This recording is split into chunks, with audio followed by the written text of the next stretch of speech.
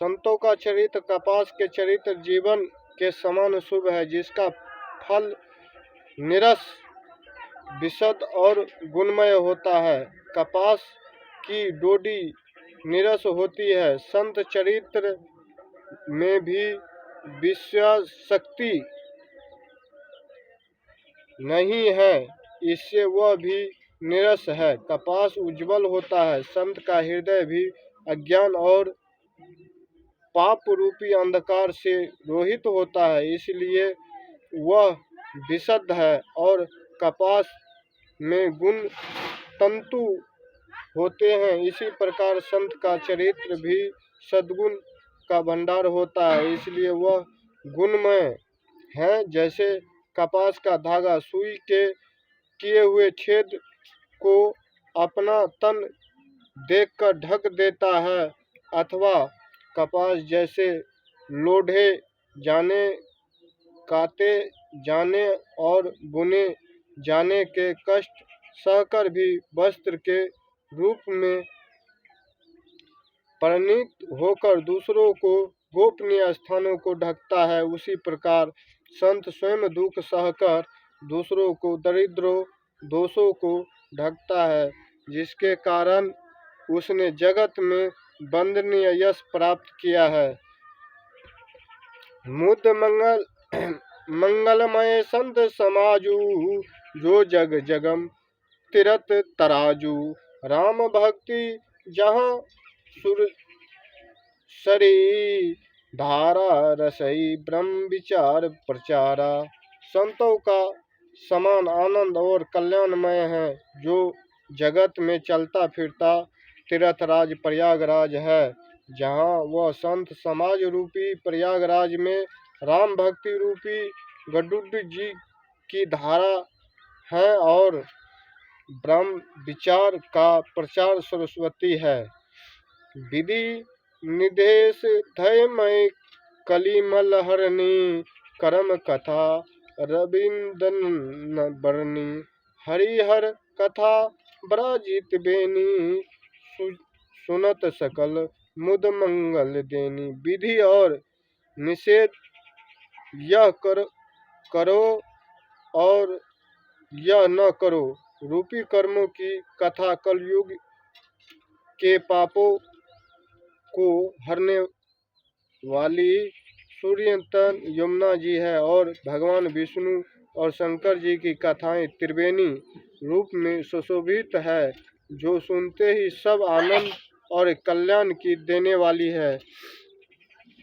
बिटू विश्वास अचल नज धर्मा, तीर्थराज समाज सुख धर्मा। साहिब सुलभ सब दिन सब देशा, सेवत सादर समान कलेसा। उस संत समाज रूपी प्रयाग में अपने धर्म से जो अटल विश्वास है, वह अक्षय वट है, और शुभ कर्म ही उस तीर्थराज का समाज पारिक है। और संत समाज रूपी प्रयागराज सब देशों में से स्वयं सभी को सहज ही में प्राप्त हो सकता है, और अंदर पूर्वक सेवन करने से क्लेशों को नष्ट करने वाला है। अखत अलौकिक तीर्थ राऊं, देई सदफल प्रगट प्रभाऊं। वह तीर्थराज अलौकिक है, अकथनीय है और तत्काल फल देने वाली है। उसका प्रभाव प्रत्यक्ष सुनी सुजहि जन, मुदित मन मजहि अति अनुरागा। लही चारि फल अछत तनु, साधु समाज प्रयाग।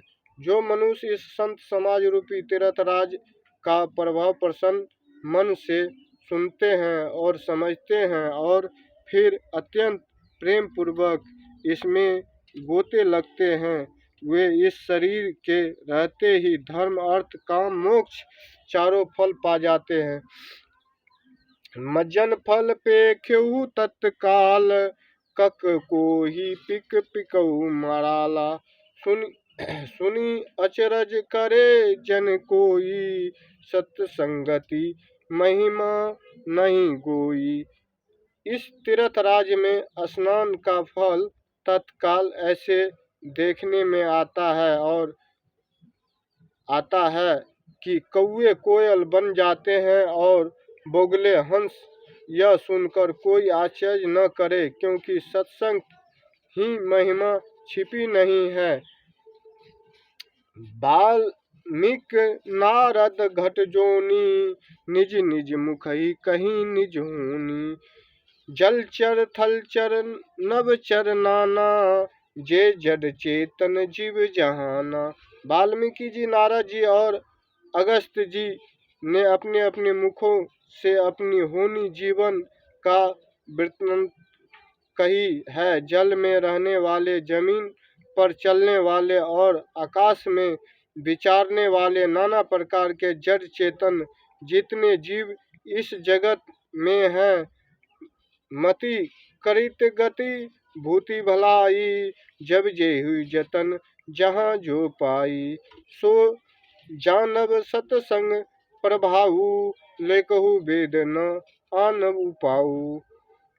उनमें से जिसके जिस समय जहाँ कहीं भी जिस किसी यत्न के वृद्धि कीर्ति सदगति विभूति ऐश्वर्य और भलाई पाई है, सो सब सत्संग का ही प्रभाव समझना चाहिए। वेदों में और लोक में इतनी प्राप्ति का दूसरा कोई उपाय नहीं है। बिनु सत्संग विवेक न होई, राम कृपा बिनु सुलभ न सोई। सत्संग सतगत मुद मंगल मूला, सोई फल विधि सब साधन फूला।